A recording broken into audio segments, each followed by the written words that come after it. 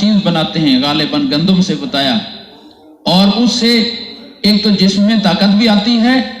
اور سردی کو برداشت کرنے کی قوت مدافعت بھی اس سے پیدا ہوتی ہے، تو ہمارے لیے وہ پینا جائز ہے۔ آپ صلی اللہ علیہ وسلم نے فرمایا جب اس کو پیتے ہو تو اس سے نشہ آتا ہے یا نہ؟ یا رسول اللہ نشہ تو آتا ہے۔ فرمایا نشہ آتا ہے تو پھر فوراً چھوڑ دو، پھر پینا جائز نہیں ہے، چاہے اس کے بظاہر جتنے فائدے کیوں نہیں نظر آ رہے، لیکن اللہ ہم سے زیادہ جانتے ہیں۔ اللہ نے اس کو خبیث فرمایا ہے، اللہ نے اس کو حرام فرمایا ہے۔ وَإِسْمُهُمَا أَكْبَرُ مِن نَفْعِهِمَا، اللہ فرماتے ہیں کہ جو تمہیں نفع نظر آ رہے ہیں مجھے اس کے نقصان اس سے کہیں زیادہ نظر آ رہے ہیں۔ اگر نفع تمہیں 2 نظر آ رہے ہیں تو مجھے نقصان 10 نظر آ رہے ہیں۔ نفع وقتی ہیں، نقصان دائمی ہیں، اس لیے فرمایا ان نفعوں کی وجہ سے اس کے پینے پر اصرار نہ کرو، اس کو چھوڑ دو۔ کہتے ہیں میں نے عرض کیا رسول اللہ وہ تو لوگ بڑے عادی ہو چکے ہیں اور ان کی اس میں طبیعتوں کا حصہ بن چکی ہے یہ چیز پینا، شاید اتنا جلدی وہ چھوڑنے کے لیے تیار نہ ہوں۔ تو آپ صلی اللہ علیہ وسلم نے فرمایا ان کو جا کر پیغام سناؤ میرا، ان کو شریعت کا مسئلہ بتاؤ، اگر وہ صرف کہنے سے باز آ جائیں تو بہت اچھی بات، ورنہ ان کے خلاف جہاد کرو،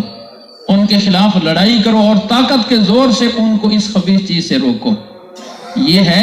نبی پاک صلی اللہ علیہ وسلم کی تعلیم اس نشے کے لیے کہ آج امت مسلمہ پھر کثرت کے ساتھ نشے میں مبتلا ہوتی جا رہی، اور یہ نبی پاک صلی اللہ علیہ وسلم کی علامات قیامت میں سے جو پیشین گوئیاں ہیں اس میں ایک اہم پیشین گوئی ہے کہ قیامت کے قریب میری امت کثرت کے ساتھ نشے میں پھر مبتلا ہو جائے گی، اور جب نشے میں مبتلا ہو گئی، اگر کسی آدمی سے قتل کروانے ہوں، بدکاری اور زنا کروانا ہو، چوری اور ڈکیتی کرانی ہو، بڑے سے بڑا گناہ کروانا ہو، اور سیدھا سیدھا اس کو کہہ دیں بھی یہ گناہ کرنا ہے، تو وہ کانوں کو ہاتھ لگائے گا، میرے جیسا آدمی ناحق قتل کر سکتا ہے، میرے جیسا آدمی بدکاری اور زنا کر سکتا ہے، وہ ان گناہوں کو سن کر بھی کام جائے گا، لیکن اس کو نشے میں لگا دو، نشے میں لگا دینے کے بعد پھر آپ اسے دنیا کا جو چاہو گناہ کروا لو، پھر اب وہ ہر گناہ کرنے کے لیے تیار ہو جائے گا، اس کی گناہوں سے ڈرنے والی حصی ختم ہو جائے گی، اللہ سے ڈرنے والی حصی ختم ہو جائے گی، انسانی ہمدردی والی حصی ختم ہو جائے گی، اس کو اب کوئی قباحت نہیں محسوس ہوگی ان بڑے سے بڑے جرائم اور بڑے سے بڑے گناہوں میں۔ اور آج کا معاشرہ اس کی ایک زندہ مثال پیش کر رہا ہے کہ انسانیت کے اندر سے انسانیت کی ہمدردی کی حص بھی ختم ہوتی جا رہی ہے، خوف خدا کی حص بھی ختم ہوتی جا رہی ہے، نشہ عام ہوتا جا رہا ہے، نام بدل بدل کر۔ حضور صلی اللہ علیہ وسلم نے فرمایا شرابیں پیئیں گے نام بدل بدل کر، یہ قیامت کی علامات میں سے ایک علامت۔ تو حضور صلی اللہ علیہ وسلم نے اس پر وعیدیں بڑی بیان فرمائیں۔ امام ترمذی رحمۃ اللہ علیہ ایک حدیث کے بارے میں 2 حدیثوں کے بارے میں فرماتے ہیں کہ میں نے اپنی کتاب میں جتنی حدیثیں بھی لکھی ہیں کسی نہ کسی حدیث امام کا اس حدیث پر عمل ہے۔ امام ابو حنیفہ کی فقہ میں ہے، امام شافعی کی فقہ میں ہے، امام مالک کی ہے، امام احمد بن حنبل کی ہے رحمہ اللہ۔ فرماتے ہیں کہ 2 حدیثیں میں نے اپنی کتاب میں ایسی لکھی ہیں کہ کسی کا اس پر عمل نہیں، ان میں سے ایک حدیث یہ ہے کہ نبی پاک صلی اللہ علیہ وسلم نے ارشاد فرمایا شراب پینے والا شراب پیے اس کو کوڑے لگاؤ، پھر دوبارہ پیے پھر کوڑے لگاؤ، فرمایا تیسری دفعہ پیے پھر کوڑے لگاؤ، چوتھی دفعہ پیے تو پھر اس کو قتل کر دو۔ اتنی سخت سزا کہ 3 دفعہ کوڑے لگانے کے بعد بھی باز نہیں آ رہا، فرمایا اس کو قتل کر دو۔ اب یہ اتنی سخت سزا فقہ میں سے کسی فقہ میں نہیں ہے۔ امام ترمذی رحمۃ اللہ علیہ فرماتے ہیں کہ اس حدیث پر لیکن امام ابو حنیفہ رحمۃ اللہ علیہ نے فرمایا کہ بعض سزائیں ایسی ہوتی ہیں جو حاکم وقت کی ثوابدید پر ہوتی ہیں، جن کو اللہ نے حاکم وقت بنایا ہے اس کو کچھ سزاؤں کی ثوابدید اختیار دی ہیں۔ تو اگر حاکم وقت معاشرے سے جرائم کو ختم کرنے کے لیے اپنی ثوابدید سے کسی کو یہ سزا دینی مناسب سمجھے کہ ایک آدھ کو یہ سزا ملے گی تو معاشرہ اس جرم سے باز آ جائے گا، تو اس کو یہ بھی اختیار ہے کہ 4تھی دفعہ شراب پینے والے کو وہ قتل بھی کر سکتا ہے۔ یعنی اس سے اندازہ ہوتا ہے کہ شریعت کے اندر حضور صلی اللہ علیہ وسلم کی نگاہ میں ان کی قباحت کتنی بڑی۔ آپ صلی اللہ علیہ وسلم نے ایک دفعہ فرمایا کل مسکر حرام ان علی اللہ عہدا لن یشرب المسکر الا یسقیہ من طینۃ الخبال، اللہ نے اپنے ذمے عہد کر لیا ہے, وعدہ کر لیا ہے کہ میں نے ہر نشہ آور چیز کو حرام کیا ہے, اور جو بھی نشہ آور چیزیں دنیا میں پینے کا عادی ہوگا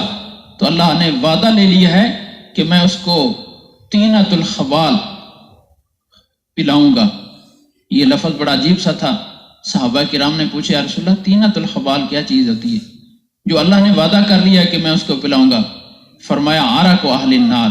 او اسارۃ اہل النار, دوزخیوں کا نچوڑ, دوزخیوں کا پسینہ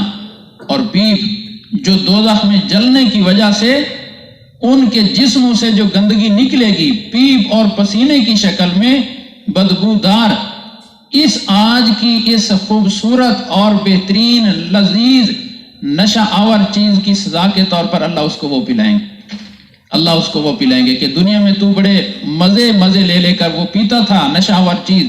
اور میرے احکام کو پس پوش ڈالتا تھا اور اس کی پرواہ نہیں کرتا تھا کہ تجھے اس پر لذت آ رہی ہے, تو آج اس کا بدلہ یہ ہے کہ تو اس کو یہ پیے. اور حضور صلی اللہ علیہ وسلم نے ایک حدیث میں تو یہاں تک بھی فرمایا کہ اگر کوئی شراب کا عادی نیک ہے, دوسری اس کی نیکیاں زیادہ ہیں, اور قیامت والے دن اس کا حساب ہوا اس کی نیکیاں اور بدیوں کا, اور وہ نیکیاں بڑھ جانے کی وجہ سے جنت میں چلا گیا, تو جنت میں اللہ پاک جنتیوں کو شراب پلائے گا. اور اس شراب کی صفت یہ آ رہی ہے کہ وہ نشہ نہیں دے گی, اسے دماغ میں چکر نہیں آئے گا, وہ پاکیزہ شراب ہوگی